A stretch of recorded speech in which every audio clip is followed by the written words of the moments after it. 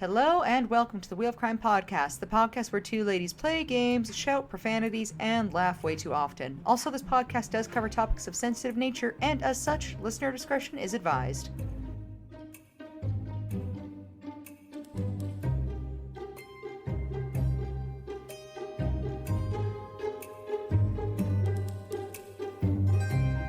Hello, and welcome back to the Wheel of Crime podcast. My name is Jenn. My name's Emily, and we deal in wheels. We deal in wheels, and we deal in crime, so welcome. We are the wheel people. Yeah. Hello, wheel people. I love it because it also almost sounds like real people, and you know what?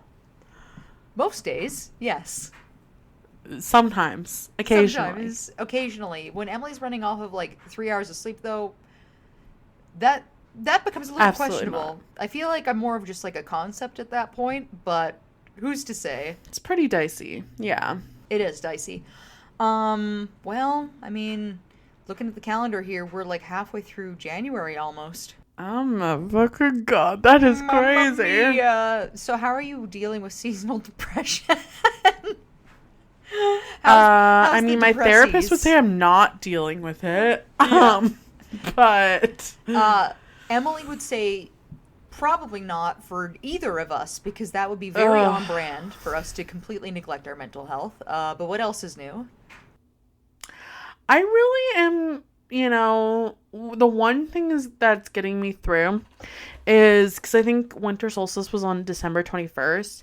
Every day it gets lighter 3 minutes earlier. And that little bit of hope core is all I hold on to. You just got to make sure you're getting up when the sun rises, and you set a timer so you know exactly when you're getting those extra 3 minutes, and just take a couple vitamin C's. Vitamin C's and vitamin D's as the sun rises. So much happy. Yeah. I mean, I don't think about it that way. I'm like, like the sun sets like maybe 3 minutes later every day, and that brings me some joy. That's good. It really is the small things. But I do wake up most days thankful that we at least don't live even further up north. We're pretty north compared to most of our listeners and most of the planet. But if we were just a little bit further north, it would be like hella nighttime right now. I mean, it's currently dark when we're recording this, and it's only 5 p.m., so... But I mean, like, hella nighttime, like at noon. I feel like a noon nighttime would be enough to do me in. I was talking about this with my husband not that long ago, but I was like, I genuinely don't think I could survive in, like, I think it's like, Alaska, where they have, like, the 24 hours of night? Yes. Like, I could not fucking do that. I genuinely would lose my mind. Like, I wouldn't be okay. Yeah, I think it'd be neat to experience, but... As a visitor, sure. Yeah, as a visitor, sure. But the whole... And, like, people who probably live in Alaska, if you do listen to the show, weigh in on this. But also, I'm like... Something about a 24-hour day and a 24-hour night just straight up feels like torture. Like, it's already torturous where we live, where it just, dumps buckets of snow out of the sky, and you can't drive anywhere, and it's, like, minus 40, and your eyeballs freeze to your face. And you can't do anything. Like, that's already terrible. And then you add in some of these other things, and you're like, why? Why? Literally why? Yeah. Literally why? Like, just right. to make me feel sad? I feel like that's the reason. It's because the summertime, we're just too happy. And that's karma, I guess. We gotta have our seasons of suffering. But I'm trying to think about what else I've been up to that isn't just being depressed about literally January, because I feel like that's I've been there, done that for pretty much everybody on Earth. I don't know. I've been working at still trying to get back into some hobbies, but I have not totally been successful on my end. I've been playing some farming simulators. I've been doing this, and I don't know. I'm not very interesting right now. Farming simulators. Yeah, I saw one of my friends was playing a farming simulator called Fae Farm. So I downloaded it, and I've been playing it a little bit, but the graphics are a little weird on the Switch too. So I'm still a little unsure on if I'm going to keep playing it or not until they do some updates. That's fair. That's fair. The Switch 2 is nice, but yeah, that's the thing that they don't tell you is if you want to play regular Switch games, you have to be prepared for some weird graphics. I mean, you could play it on your original Switch. My original Switch has hit the dusty trail a long time ago. Oh, what'd you do with it? My youngest sister inherited it because she's the only family member who plays a Switch or would play a Switch, doesn't live at home, and would have appreciated it. Well, that is very kind of you as an older sister. I know. I'm known to be kind on occasion. I have it in me. Let nobody say that I'm not kind sometimes. Aww. The Christmas season is over and Emily's still out here doing good deeds. I have until the end of January. I'll be evil come February, don't you worry. I can't wait. Jen's like, finally, God, it's been ages. But with that, I'm the one person, me, and I am telling a story for you today. You are. So we'll get into our wheel of questions, and then we'll see if you can guess my story. I don't think you will. All right, well, but you can try. Well, let's try it out anyway.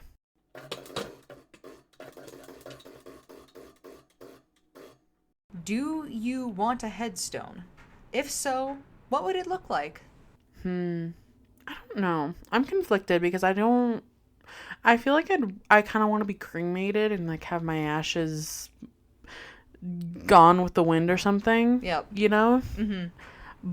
But it would be cool to have like an old, like Victorian style headstone covered in moss and really like illegible so that people are like, who's buried here? Yeah. Jenn Wee? Who's Jenn Wee? Exactly. And I wanted to say like something cool, like godmother to many or something, even though I'm a godmother to no one. And it's just literally all of your pets you've ever owned in life. Yeah. Supreme queen of something. Oh, yeah. I want, what do I want?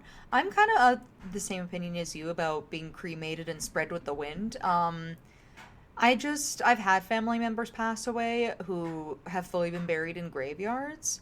And not to say that they're not good places to, go visit and do these different things, but I feel like, I'd rather be tied to people's memory of me rather than a physical place where people just stare at the ground and they're like, there's a body in there. I don't know if that's really all that helpful. Yeah, I like the idea of being returned to nature. Mm-hmm. I do like the idea of, like, having a tree eat me. I think that'd be cool. And then the tree could be my headstone. That's the ideal situation. Yep. So that's the ideal situation. But in the case of, like, a headstone, Jenn and I went to Prague back in, like, 2018. And while we were there, they had some, like, really nice old tombstones. Like, really gothic. That's what I was envisioning. Yeah. I would love a gothic tombstone. That'd be so fucking cool. Like, literally outside of a castle is what the ones that we saw. So, like, that's the dream. Okay, we'll be buried together or cremated together because obviously we're dying together. And it will either be in a super gothic cemetery somewhere or fed to a tree or a couple trees. Or both. Honestly, just put the tombstones up and then feed us to a tree. Dupe the people. How about a tree behind the tombstone? Oh my gosh, this is so gothic romantic right now. Oh my god. Yes, I'm into it. Yes. Okay, I love it. I love it too.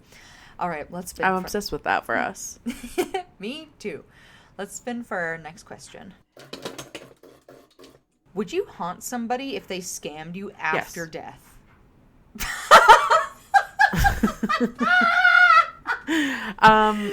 Maybe. Fuck, that was so funny. Would you haunt somebody if they Yes. Done. Evil people. They will be haunted forever. Would just haunt someone in general. But if they scam me, then hell yeah, they deserve it then. So my question though is like after death. Like, what if You did not know in your like living life that you've been scammed. And then the minute you die, somehow in the afterlife, you're like, oh my God, I've been fucking scammed. Would you haunt that person? Or would it not matter anymore because you weren't scammed in life?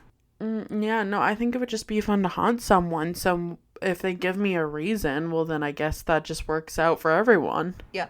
I'm imagining that if Emily comes back as a ghost, she will already be feeling a type of way about it and would exact petty revenge on somebody who scammed her. So yes. Absolutely. Absolutely. As you should.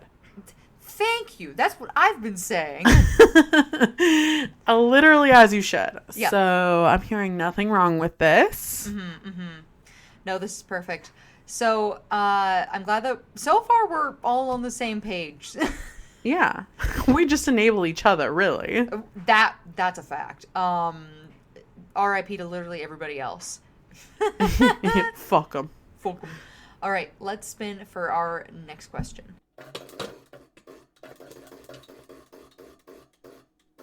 What's the best part about a graveyard?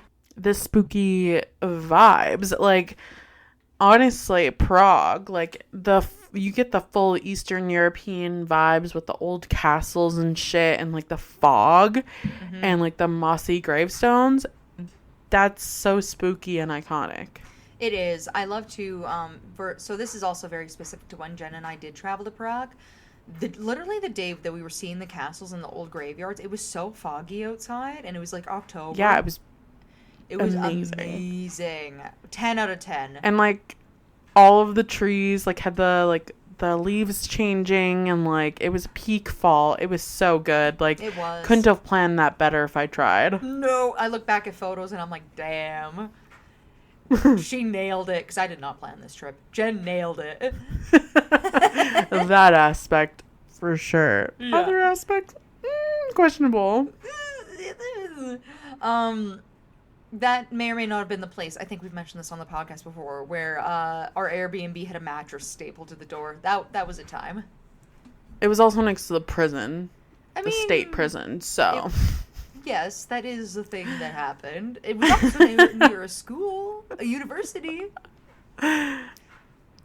I think I remember the listing. It was like near. It's something like near Central Station. And so I think Emily and I assumed it was near Central Prague, yes. But it was just near a station called that, yes. Which is next to a fucking prison. Yeah, like, you know what? That was a scam. I'm coming back to fucking haunt that Airbnb host. I know, I was trying to remember his name, and then I remembered his name, but we will not say his name on this show. It's a very, if he is still on Airbnb, his name, very, very unique and noticeable. So, I don't know. I don't even want to look. But the best part about a graveyard, definitely the vibes. But also, I really like just how peaceful they are, too. Like, it is kind of spooky, because it's like, wow, there's so many dead people here. But then on the other hand, it's like, pretty. You've got all these like headstones that are always like very well taken care of, because people go by and they leave flowers, but then nobody likes to hang out there because I'm assuming people are scared of ghosts and zombies, so they don't want to chill there. Like, it's a very peaceful place. It is. Sad place. I feel like it's a place of like grief, so there is, I feel like, always like a heaviness in the air. I mean, maybe I feel that way because most of the times I've been to graveyards is for a funeral. Yes. And you're like, so wow, this I feel is like mad depressing. Yeah, like literally, I'm like, cool. I'm literally crying. Yeah, cool. Forever and ever. But yeah, I don't know. I do think that they're really beautiful places, though. I like them for what they are, if that makes sense. Yeah. Yeah. Yeah. Yeah. Okay. I do have one more question for you, and then we'll get into my story here. Sounds good. Spin away, Em. What would you do if Red from Animal Crossing showed up at your door? Now, for our listeners, Red is this fox character in the game who basically, I'll just do a TLDR on Animal Crossing. You play a villager, a bunch of animals live on your island, you take care of them, you make island pretty, there's a museum, you fill the museum. There's a man named Red who shows up. He is a fox. He sells paintings that you can put in the museum.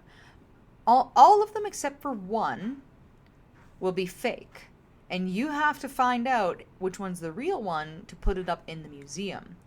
If you buy a fake one, you've basically wasted your money and you've been scammed. So he's known as the game's little con artist because while you can buy real art from him, most of the time you're buying fake art from him. See, I was thinking, like, when you said that, I know you said red, but I was thinking Tom Nook, and I was like, I'd shake that bitch down. He's taking too many bills from me. Yeah, I was about to say, he's the reason I'm fucking broke, so he's getting beat up. But red, I don't know. Maybe I'd try. Money. Yeah, I would just be like, please just sell me all the real paintings so I can complete my museum, for the love of God. Yeah, you're like, what do I have to do to get real paintings out of you? Anything, tell me. I will give you so many bells if you just give me the real fucking paintings. I need like 10 more. I will never. It's too hard. What would I do if Red from Animal Crossing showed up at my door? I mean, first thing I would do is ask, why the fuck is there a giant fox at my door wearing nothing but an apron?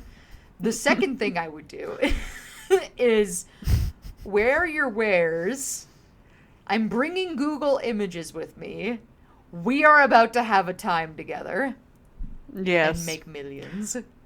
And Merc, you'll make millions. He's gonna lose everything if I have my way. He will be penniless. He will have to move in with Tom Nook. Tom Nook is the real scam artist. Let's be honest. No, he's a criminal. So when you start the game, you're basically like a little people person, and you show up on your island, and you're like, "Oh no, I came here, and now I have no money and no house." And he's like, "I'll give you a house. Everybody else got theirs for free, but you're gonna owe me so much fucking money for this house, and then it's never gonna end. You want stairs? Pay me 20 million bells." You want a freaking bridge? It's gonna cost ya. Yeah, guess what? It's Life gonna ain't cost free ya. when you're you. Yeah, he's a... Speaking of scammers, fuck that guy. Fuck Tom Nook. Literally fuck that guy. No, but I do have a little funny side story. So, my husband does not play video games the way that I do. He plays like maybe one or two, and that's it. That's his bread and butter. He likes the grind. He does not care about anything else. Him and I were talking about like... I don't know, some stupid adult thing like the economy or something the other day. I literally can't remember. The stock market. We were talking about the stock market. And in the game, so in Animal Crossing, there's like a turnip seller. This is so stupid when you try to like explain it to people. There's like a turnip seller, and the turnip seller will sell you turnips at a fixed cost. But there is an economy for turnips, and turnips go bad within 3 to 7 days. So you have to try and wait out to see what the turnover rate for turnips is to sell them to Tom Nook in order to be able to make money off the turnips that you bought from the turnip seller, okay? So we were talking about the real life human stock market. And this man looks me in my eyes, and he's like, "Oh, what? You're turning into a real Tom Nook over there with how much you know." And I was like, "How do you know that name? How do you know that name? Why are you citing the deep magic to me, witch? Who are you? How do you know that name?" He's like looking up anecdotes about fucking Tom Nook and Animal Crossing to try and relate to you. Yeah, just to dunk on me. Yeah, or to find something to relate to me about. He's like, "My wife is strange. I must learn some things." I gotta do some research on the turnip market in Animal Crossing. I literally, dude, my flappers were gasted. I looked at him and I was like, "What? How do you know him?" How do you know him? Oh, God. It was funny. He's probably got a secret island somewhere, Emily. Could you imagine? I'd love to find it. That would be a very good day for me. Okay, so with my questions, though, for you, can you take a guess as to what my story is for you today? I think it might be about a pirate or a scam artist of some sort. Like 40%. Okay. I'll take it. I'll give you that. I normally only deal in 0.25s, but I'll give you 40% today. Wow. A round of applause for me, guys. Yes. Okay, so my description, though, for you, I know you won't have heard of this, and that's okay, is Black Aggie is the folkloric name given to a statue formerly placed on the grave of General Felix Agnes in the Druid Ridge Cemetery in Pikesville, Maryland, United States. It's an unauthorized replica rendered by Edward Ludwig Albert Pausch of sculptor Augustus Saint Gaudens in 1891, allegorical figure popularly called Grief. And at the Adams Memorial in Rock Creek Cemetery in Washington, D.C., the statue is of a somber seated figure in a cowl or a shroud. So you're thinking to yourself, Emily, why the fuck are we talking about, like, a weird dead 1800s scammer? Well, I'm going to tell you. And then also, I mean, that's truly what I think every week. I know. This is a crime, funny enough. Just so we're clear. And then, wow. No, that never New happened. year, new Emily. But I will also add in that this is I'm trying to find the right word for what I'm thinking. You're not gonna know exactly what this is, but when I do share on social media, like that this episode's been released, when you see the statue that I'm talking about, you're gonna recognize it, like, right away. Okay. It comes up in a lot of, like, Pinterest goth stuff. I mean, I personally don't spend a lot of time looking at Pinterest goth stuff, but I will take your word for it. It may have come up then. I don't know. It's like something that it's like something that people use for a lot of, like, dark, moody boards and stuff. Like, if you just search What's the name? It's called Grief Statue, and then the sculptor who made it is Augustus Saint Gaudens. Yeah, I can confirm I've never seen this, but looks cool. Well, that answers one of my questions, but glad to know that you don't know what I'm talking about, because I'm about to tell you what it is I'm talking about. Wow. So this is from a article written by Troy Taylor called Ghosts of the Prairie Haunted Maryland. And I chose this article because it was the most well documented historically on what exactly the deal is with the scam situation and the statue and why anybody cares about it. So thank you, Troy. And I will just get into it. All right, take it away, Em. When General Felix Agnes, the publisher of the Baltimore American, died in 1925, he was buried in Pikesville Druid Ridge Cemetery right outside of Baltimore. On his grave was placed a rather strange statue. It was a large black mourning figure. The statue's creator, sort of, Augustus Saint Gaudens, called her Grief. In the daylight hours, the figure was regarded as a beautiful addition to the graveyard art of the cemetery. The sculptor was one of the premier artisans in Maryland at the turn of the century, and the statue was highly regarded, or at least until darkness fell and then the legends began. Augustus Saint... Yeah, I know. A spooky cemetery. We love them. Augustus Saint Gaudens was a premier American sculptor of the late 1800s. Before his death in 1907, he created some of the most honored works in America, including the figure of Diana that once topped the Madison Square Gardens and monuments to American heroes and statesmen like Lincoln and Sherman. One of his greatest pieces of work was a memorial for Marian Adams, the wife of Henry Adams. Marian, called Clover by her friends, had fallen into a dark depression after the death of her father in 1885. In December of that year, she committed suicide by drinking potassium. So... Oof. Right? Which I did not know that was an option. Not that I have big plans or anything. I just associate potassium with bananas. So, my stupid brain... I feel like it would take a lot to OD on that, would it not? That's literally what my brain said to me, too. Apparently, you, at one point, could just buy it as its, like, unaltered substance, like a chemical substance. But literally what I was going to say, though, about me and my stupid brain, is I literally read that when I was like looking at these notes, and I was like, wow, I wonder how many bananas that is. That's what I was thinking as well. So I was we're like, oh my gosh, equally. yeah, I was like, she just sit there and eat like 5 million bananas. Like, that's crazy. I think your stomach would explode first. Maybe that's how she died. Maybe. They just didn't You want. heard it here first, guys. It's just the banana industry stepped in, and they're like, you can't say she died from eating too many bananas. It has to be something Big else. bananas gotten out of hand. Yeah, big bananas got their hands in this.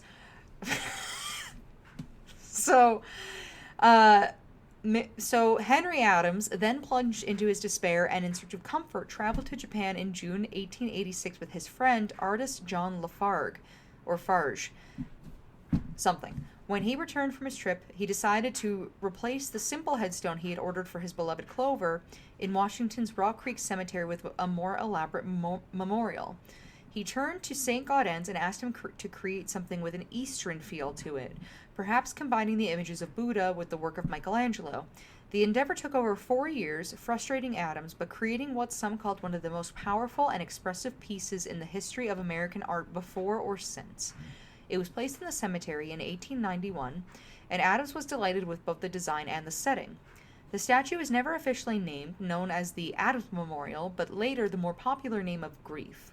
The stories for this nickname vary. Some say that the statue was dubbed this by St. Gaudens himself, and others say that the name was coined by Mark Twain, who had gone to the memorial in 1906. Strangely, the original monument was something of an enigma itself. Henry Adams refused to ever speak publicly about his wife's death and would never officially name the monument. He also refused to acknowledge its popular nickname. Thanks to the Adams silence and the fame of his esteemed political family, as he was the grandson of President John Quincy Adams, many became curious about the monument. Adams furthered this curiosity by refusing to have an inscription placed on the monument and by placing it behind a barrier of trees and shrubs. The challenge of finding it only fueled the public interest, first by word of mouth and then later in guidebooks and magazine articles. The grave became a popular sight for the curious, especially as the statue was so unnerving to look at. It was fascinating that it became the subject of an incredible piracy by a sculptor named Edward L.A. Pausch. It would be from the original Adams design that the sculptor created his own unauthorized copy of Grief in the 1900s. The statue would later come to be known as the infamous Black Aggie. Within a few months of the statue being placed on the Marion Adams grave, Henry Adams reported that somebody had apparently made a partial casting of the piece. He wrote to Edward Robinson in 1907 that even now the head of the figure bears evident traces of some serendipitous casting, which the workman did not even take the pains to wash off. Which, do what you will, I guess. Like, I mean, don't scam people, and piracy is what it is. But I feel like if you are trying to make a replica of a original statue, don't fuck up the original statue. What's wrong with you? People suck. I think that's it, you know? They're selfish and especially one that's in a graveyard. Like, you know, like a statue in like a park, like, yeah, that's still like you should not be doing that. But on top of the fact that it's like for somebody's grave, like for a grave, like, it's fucked up, dude. I don't know. It's like people, it's like celebrities who wear like archival fashion by other famous people and like literally rip them to shreds. Ooh, dude, I know. I don't know if we talked about this on the show or not, but yeah, I was remembering on social media, like, it probably would have been close to a year ago, seeing some of these things where nowadays celebrities wearing, like you just said, and destroying them, and I'm like, literally for You're what? so rich, just get a new piece. How about invest in a replica and then make it your own if you love it so much? That is totally an option for them. Isn't it? I don't know. Ridiculous. So then the copy would go on to become even more famous than the original statue. General Felix Agnes purchased the Pausch copy of the sculpture in 1905, perhaps after having admired the original work at the Adams grave. Why he decided to use the copy to grace his family tomb instead of commissioning work is unknown. I feel like we kind of know. But Perhaps I feel, but perhaps something about the polished statue compelled him to own it. We'll never know for sure. Wow. So then, so then, Felix Agnes was born in France of 1839, and at the age of 13, he traveled around the world, and at 20, fought in the army of Napoleon III against Austria, and later served with General Garibaldi's forces in Italy. In 1860, he came to New York and went to work as a silver chaser and sculptor at Tiffany's. When the Civil War broke out, he enlisted as a private in the Union Army and began a war record so incredible that he was promoted to the rank of brigadier general by the age of 26. He saw action in dozens of battles, including Big Bethel, Richmond, the siege of Port Hudson, and the Battle of Gaines Mills. He was wounded more than 20 is a lot, 12 times by both bullet and saber. His friend, the writer H.L. Mencken, later said that Agnes had so much lead in him that he rattled as he walked. First of all, that's a true friend. I hope you would tell me if I rattled when I walked. And also, I hope I don't rattle when I walk. First of all, I absolutely would. But I also like that this is also hinting that they were close enough for him to be actively making fun of his friend, too. Because that's not something you just say as, like, a matter of fact, either. That's called... You told your friend to be more careful when doing certain things, and then they weren't, and now this is the condition they find themselves in, and he's like, you know what, fuck it. He rattles when he walks. You think I give a fuck? I told him not to. I love that for them. Right? Iconic. After a severe shoulder injury at Gaines Mills, the Lieutenant Agnes was brought to Baltimore for treatment. There, he met Charles Carroll Fulton, the publisher of the Baltimore American newspaper, and his daughter Annie, who nursed Agnes back to health. Fulton meeting the young officer at Pratt Street Pier when the medical steamer docked and took him to his home for care and rest. When the war was over, he returned to Baltimore and asked Annie to marry him. She quickly accepted, and after that, Agnes continued his remarkable career, working briefly in the Internal Revenue Office, then as the consul to Londonderry, Ireland for the United States Senate. He later retired from this position to take over for his father-in-law at the newspaper, and he remained the publisher of the newspaper until his death. In 1905, Agnes began construction of a family monument at the Druid Ridge Cemetery. It was during this time that he purchased Black Aggie, and then had a monument and a pedestal created that would closely match the setting of the Adams Memorial in Washington. The first burial at the site was of the general's mother, who had been brought over from France. A year later, the widow of the artist Augustus St. Gaudens sent a letter to Henry Adams to inform him of the poor reproduction that had been done to grief, which was now resting in Druid Ridge. There was nothing that they could do legally about the theft of the design, so St. Gaudens' widow traveled to Baltimore to see the site for herself. She discovered a nearly identical statue seated on a similar stone but with the name Agnes inscribed at the base. She also noted that the stone was a nondescript gray color and not the pink granite of the original. The Baltimore site also did not have the bench and the rest of the stonework as the original Washington grave site had. So that's also an extra level of fucked up, because it's like, not only did you rip off this statue, like, to such a degree, you basically robbed the grave site of its art, and then the widow is now traveling to come and see this for herself, and that's what she finds. She isn't finding, like, an inspirational piece, or even something that's, like, remotely made to be truly original, but just, like, a straight-up copy-paste of what they own. Like, it's theirs. That's kind of icky. Isn't it icky? I know, I read that and I was like, oh, yeah, no. See, I understand, like, that there's such a thing as commercial art. If you're commissioning private personal art, like I said, especially as a memorial piece, whoa, like, It's crossing a line, for sure. It's hella disrespectful. Yeah, I don't know, like, that whole scenario is just really icky to me. I don't like that at all, actually. I know, and see, that's kind of the thing, though, too, though, is, like, it's one thing as, like, a regular scam or, like, a regular scam artist, but then this specifically has such, like, a layer of, like, grief and disrespect to the dead, where I'm like, It does not sit well with me, you know? Well, I feel like grave robbers used to be way more common. And I feel Yes. it's in the same vein. It definitely is. It's less of an actual physical theft. It's more of a it weirdly enough to me feels more like an emotional theft. Like, does that make sense? Like, Mm-hmm. it's one thing to go Yeah. into a grave and take like coins or like watches or whatever. It's another to take the actual Like like marker. yeah, the emotional, because a lot of people channel like strong feelings like grief into art a lot of the time. So it's almost like you Mm-hmm. literally stole their grief from them, you know?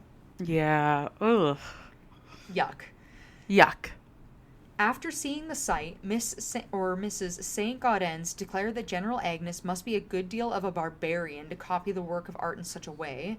Agnes quickly Yep. as she should. Agnes quickly responded and claimed to be an innocent victim of an unscrupulous art dealer, which could be a thing. It could be a thing. The artist's widow then requested that he give up the sculpture and file a suit against the art dealers. Strangely, Agnes did file a suit and won a claim of over $4,500, so 4,500. But he refused to give up his copy of the statue. Why though? Yeah, see, that's the thing. It's like, Just give it back. Why do you want it so bad? well, that's the thing. It's like, you clearly have enough money to literally build your own anything. Like, what is the point, Yeah. Ugh. right? That's an extra ick. And like, to be clear, $4,500 in 1800s money, that's a lot of Was money. a lot. That's a lot of Yeah. money, right? So then the general's wife, Annie, died in 1922, and then Agnes himself died 3 years later at the age of 86. He was also laid to rest at the feet of Aggie, and shortly thereafter her legend was born. While the Agnes monument seemed innocent enough in the daylight, those who encountered the statue in darkness gave her the name of Black Aggie. To these people, she was a symbol of terror, and her legend grew to become an occasional story in the local newspaper and, of course, the private conversations of those who believed in the dark side. Where else could you find a statue whose eyes glow red at the stroke of midnight? Allegedly. Ooh. So, the legend grew. It was said that the spirits of the dead rose from their graves to gather around her on certain nights, and that living persons who returned her gaze were struck blind. Pregnant women who passed through her shadow, where strangely grass never grew, would suffer miscarriages. So that's the thing too, is like I'll obviously get more into the paranormal side of this, but I kind of think it's interesting too that it kind of already had a history that was like this a special amount of like a special amount of negative connotation specifically to this statue, its history, and its occupants. Then for Right. it to inspire these types of things, it does make you wonder a little bit if people think enough of the same kinds of things, if it kind of causes certain things to happen, right? Or reinforces certain perspectives. So just keep that in mind. That's so weird. Then a local college fraternity decided to include Black Aggie in their initiation rites. Not really believing the stories, the candidates for membership were ordered to spend the night in the cold embrace of Black Aggie. Those who remember the statue recall her large, powerful hazing. hands. Yeah. There's always such good hazing stories. The stories claim that the local fraternity initiates had to sit on Aggie's lap, and one tale purports that she once came to life and crushed a hapless freshman in her powerful grasp. Jesus. Just fucking crushed him like a nut. Yeah, Black Aggie is nutting all over these these fraternity guys. She's powerful. She's got arms of steel. Literally, I kind of love though that she is turning into this like ridiculously powerful, destructive woman. I'm in for it. Vengeance shall be hers. Yes. Other fraternity boys were equally as unlucky. One night at the stroke of midnight, the cemetery watchman heard a scream in the darkness, which is always a good sign. Yeah, clearly. One job I never want to have. Security of a graveyard where I then hear screaming coming out of the graveyard. No, thank you. I think security of a graveyard in general is just a bad omen. Isn't it? Everything I think about it, I'm like, actually, screaming in the daytime, I don't want that either. Screaming ever, actually, no, I don't want that. Let's lower our voices, everyone. Relax. Take a chill pill, have some vitamin D, C3B, A, All of it. Take a multivitamin. Yeah.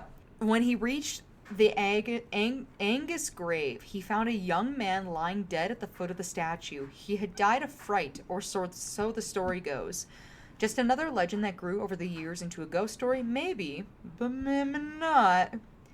Then, one morning in 1962, a watchman discovered that one of the angel's arms had been cut off during the night. The missing arm was later found in the trunk of a sheet metal worker's car along with a saw.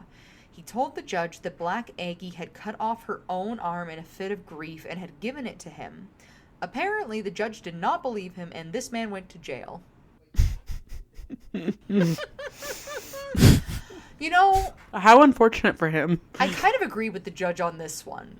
There's just something about this where I'm like, I kind of feel like that's not a real story. Not that we don't believe you. Not that we don't believe you.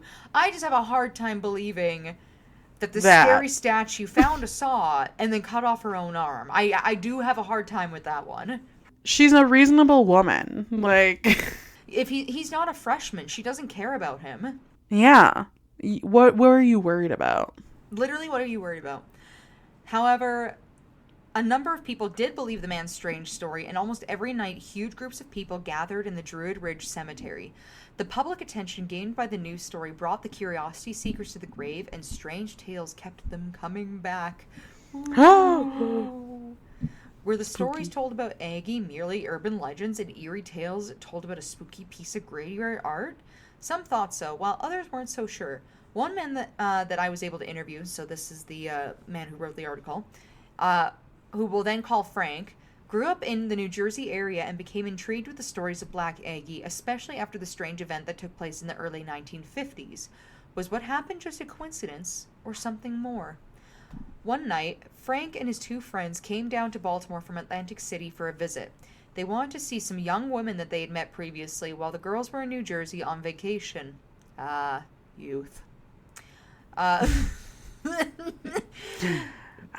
young. The transgressions of the youth. The transgressions of the young.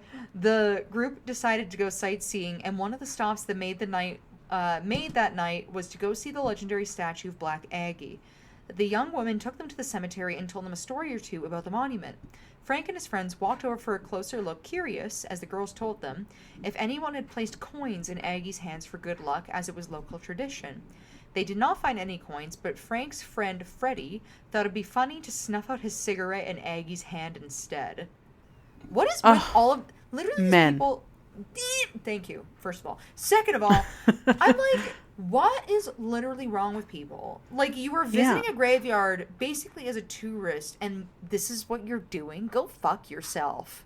Like, do you have no sense of, like, courtesy? Even if there's nothing paranormal happening, there is still a thing as being respectful. And there's nobody needing and not desecrating graves. That's the other thing. I'm like, nobody... Just common courtesy. Of all the things you could have done, you... truly did not need to do that. You know? I 100% agree with you. Right? So anyway, Freddie's an idiot. And he snuffed out a cigarette in Aggie's hand. Frank says, we told him not to, but Freddie just laughed. He didn't believe in any of that stuff. And then, about 10 years later, Freddie was found in a dump in South Carolina. He had been shot in the back of the head, mafia style, and they never found out who did it. Holy shit. Isn't that crazy? This is not saying that took a turn. Not saying that Black Aggie did it. Not saying that Black Aggie did it. But we can't prove she didn't do it. But we can't prove she didn't do it. I will say, though, that is a crazy way for somebody to go out, though. Like, I don't know. The whole part of, like, people disappearing mafia style has always been very unsettling to me. Aggie's not a mafioso of any kind, I don't think. But Not that I'm aware of, at least. Yeah, but I did not know her in life, so I can't say for sure. That is true. We'll Right? never know. We'll never know. So Frank paused for a moment. So while Troy says that Frank paused for a moment and appeared thoughtful. It's been many years now, but I will never forget the feeling that I had standing in front of Aggie that night, as if she knew the future and could see what was laying ahead for us. That's fucking ominous. Isn't that not ominous? And also, I will say that the original statue is called Grief, I think, for a reason. Like, Yeah. I feel like if somebody's building a statue from grief and it's meant to live in a graveyard, I feel like a sense of foreboding is just comes with it. I think people put a lot of their own energy and emotions into their art. So yeah, that would make sense to me. Exactly. So such lurid tales brought by many listeners and the Angus grave site began to be trampled by teenagers and curiosity seekers. Although Pikesville, where Drewdridge is located, was fairly remote at the time, the site was visited, vandalized by hundreds or perhaps thousands of people over several decades. In addition to the statue's arm being stolen, hundreds of names and messages were scrawled onto the statue, the granite base, and the wall behind it. Today, those have been blasted away, although some evidence of the damage will always sadly remain. Cemetery groundskeepers did everything they could to discourage visitors, including planting thorny shrubs around it, but it failed to keep people away. There is no indication as to why the cemetery has not been patrolled better at nighttime. I'm going to say resources probably. But dozens of others managed to reach the site. A fence surrounds the grave of the Angus family today, but back then the cemetery was wide open, especially during the nighttime. That's sad. I don't understand people who desecrate others' graves. I feel like that's crossing a line and is super disrespectful. It's kind of like, to me, once, like, I feel like graveyards to me hold the same value as like other historical sites, where you're meant to enter it with like the perspective of reverence and knowing that a lot of work has been put into the preservation of these different things out of respect for the people who came before us. And to show up and to carve your name into shit or graffiti things or steal stuff, like, but here's my thing too. I'm somebody especially for a person who didn't do anything wrong in life. Right. And like there's like so many things. It's not like this person was like literally, I don't know, like a grand historical figure of some kind. Yeah. Or yeah. You know, like if people were out here desecrating Hitler's grave, I don't know that I would have an issue with it, but yeah. But then that's not the case. Right. And it's also, I think it's also a bit different for me because I've had people explain to me before, like, why they take interest in these different types of things. Like, anybody who deals with, like, macabre tourism or who deals with, like, the other part of macabre tourism being macabre souvenirs, whatever that looks like. So, to a degree, I understand it because I am also somebody who does like to collect weird shit, especially if it does have a little bit of a historical implication. But I feel like there is a big difference between desecration and traveling because you respect something. Yeah. So I've never truly understood that perspective. If somebody was like, oh, do you want this arm from this grave? I'd be like, no, put it back. I don't care how cool it is. Like that super does not belong to me, and it super does not belong to you. Other than it just being rude, I also feel like I don't know. I'm conflicted because I don't really believe in a lot of paranormal things. But I do think bringing something with like that negative of energy into your life isn't good. Well, no. Like it can't, nothing good can come of that. That's the thing though. It's like you're now in possession of something where looking at it, not only was this potentially buried with somebody or put on somebody's grave, but you think of that every time you look at it. You don't think that's going to eventually do something to you, whether that's your psyche, how you see things, your state of mind. If you do believe in the paranormal, the implications of what that could possibly do to your life. Like, why would you willingly sign up for any of that? I wouldn't. It's like, have you seen the lady on TikTok whose son brought back a piece of the pyramid? I think it was like, um, the video of her. It was like a video of somebody talking about her, and they were just saying that basically she's been trying to like ship it back to Egypt, but they won't accept it, so she has to go there herself and put the piece of the pyramid back. Yeah. That's what I mean. Like, Do you really want to do that? Do you really want to have to do that? I took when I was a kid literally some stuff from like my grandpa's farm, because when my family first settled there, they had their first house, and then that burnt down, so they built a second house, and then they abandoned that one, and then they lived in the third house. I went to the first house, collected stuff out of the burned out house, and that was like a spooky enough experience where I returned the stuff to that house, and weirdly enough, it caught on fire again, and you can't even find it anymore. So oh, what did you take? I took they used to use newspaper articles as like insulation. Insulation. So I took some of the newspaper articles, and then there was like some like leftover kitchenware stuff, like a cup and some plates and stuff. I literally just took random things, brought them home, and then like a week later, my mom was like, "What did you do? You took something, didn't you?" And I was like, "I did. I'm sorry." And she's like, "We're going back." Oh my god. So that was fun. Maybe that's why I feel the way that I do. Who's to say? Which came first, the chicken or the egg? It's possible. Yeah. So then, eventually, the number of nighttime visitors and the destruction they caused became too much for the cemetery to handle. By the 1960s, it had gotten so bad that descendants of Agnes elected to donate Black Aggie to the Maryland Institution of Art Museum.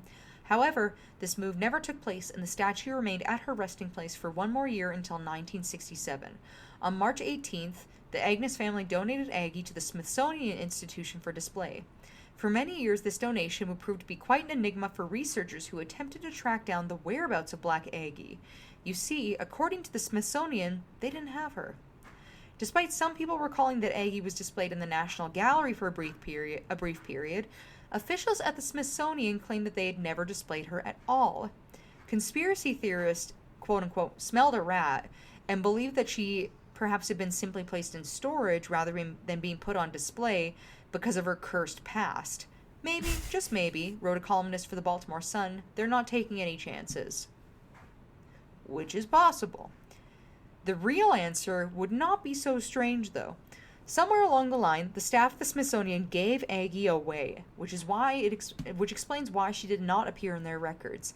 They had no interest in displaying her, and instead they had given her to the National Museum of American Art, where she was then put into storage and was never displayed there. For years, she would remain in a dusty storeroom shrouded in cobwebs until recently, when Black Aggie would rise from the dead.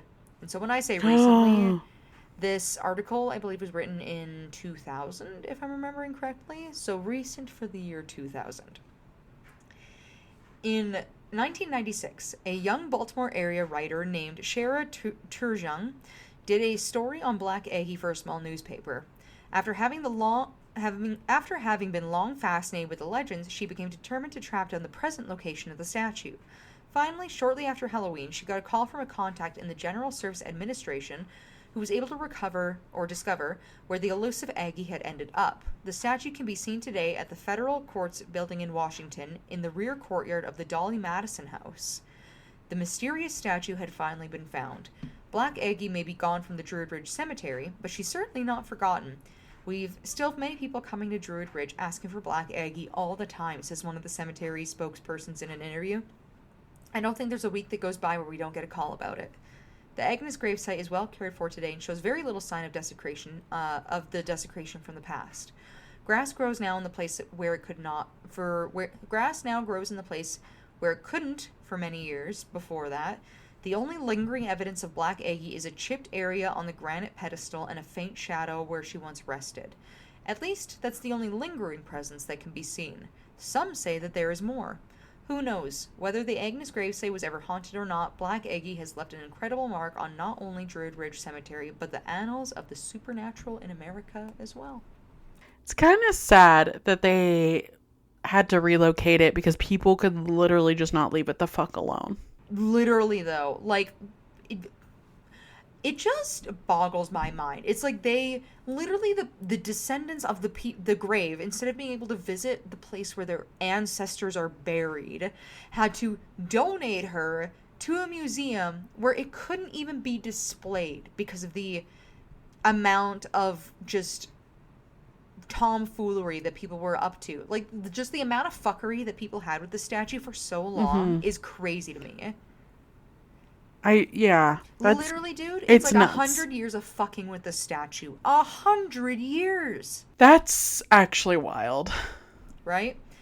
But that's my story for you of Black Aggie. A crime that for real happened, and a potentially supernatural element as well, because I can be on brand sometimes for our show. Amazing. I love that for you. Yeah. But so what do you think about Black Aggie? Do you think that this is kind of a manifestation of just general negative emotions and negative energy around this entire situation? Or do you think she's for real haunted and she's out to crush freshmen? Or do you think that none of this is real and people just fucking suck? Well, I think that people suck, but I love that, you know, she crushes freshmen with her little hands. So I believe that for her. If anybody put a statue on my grave in the future, we'll just say they forgot that I want to be torched and put to the wind and they decided to put my body somewhere and a statue over it. That statue better be crushing freshmen. Otherwise, I'm coming back to haunt the people who built it. I could not agree more.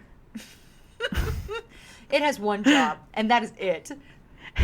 To torture freshman boys. Yep, specifically. And men in general. Men in general would be my thing. Freshman boys, absolutely. But also, let's expand. Let's expand a little bit. I think we can do more. It's my statue. It can torture as many people as I want it to. That's my right, actually, as the deceased person. That's my right that I have. Agreed. Oh my gosh. Yeah. I'm with you though that it is just generally, I think people suck. But I do also think that, like, I don't know how woo-woo I feel about some of these things, but I do kind of think that, like, if people are making art to deal specifically with emotions like grief, it does always have a little bit of something to it. Like, even painters, like, you can always kind of tell when you're looking at these things, like, oh, that came from, like, a raw place, which is beautiful. Mm-hmm. But there is a definitely, like, a feeling to it, or, like, a certain energy that it carries, I think. So I kind of get the sense that at least the original statue Grief probably does. As a replica, to me, I'm kind of like, it must in some way emulate it enough to the point where that message of that message of grief was carried over from the original statue into the duplicate. But then in part, I kind of also feel like the whole, like, ickiness of the scam itself might have actually made this a little bit worse. Yeah, like that aspect of it carried negative energy as well. Because there's no way other people didn't know that was going on, even when they were originally reviewing the replica statue. And I think that there's a lot of power behind how people look at things and, like, perceive things and interact around things, that it kind of does its own thing as well. I would agree with that. Right? So is Black Aggie sawing off her own arm and sending people to jail and killing freshmen? We hope so. I hope so. But I also, at the same time, do have some small doubts regarding some of those things. But maybe. But I do think I can believe in the energy aspect of it. The statue come to life aspect, not as much. But and I do believe that people suck. I think we're on the exact same page today. That's the lesson here today, folks. 2026, and we're still the same person. It's been literally... The brain cell is bouncing back and forth as we speak. Yeah, for real. My cats decided to share it with us, and we're just wasting it. So, I'm just trying to think, though, because how many years now will we have been friends for? I'm pretty sure 2009. So, 17 years? I think 16 or 17 years. And we're still exactly the same people. Yep, some things never change. Never change. But yeah, I mean, that brings us to the end of today's episode. If you liked today's episode, please leave us a review on wherever you're listening to our podcast. As always, 5 stars is appreciated. You can also check out our website, which is www.wheelofcrime.com if you want to check us out on there. We have our Patreon, which is Wheel of Crime at Patreon, and our email, which is wheelofcrime@gmail.com. We have our social media, which is on Facebook, Instagram, X, and TikTok, all at Wheel of Crime. And if you would like to submit a listener episode, let's say you listen today and you're like, wait a minute, I know a haunted statue. It's my brother. Then you can write in and you can tell us all about it. And that is up. That is your right. That's your right. And it's also a form on our social media where you can write in and share your story and potentially get a feature on our next listener story episode, which I believe we are going to try and get one together for you guys for Valentine's Day, because that's fun and gives us something to look forward to. In another month, Yeah. we can make it. We can survive, guys. We can do it. We can make it. Yes, but that's it. That's all. And we'll see you next week for another new episode. Okay, bye. Bye.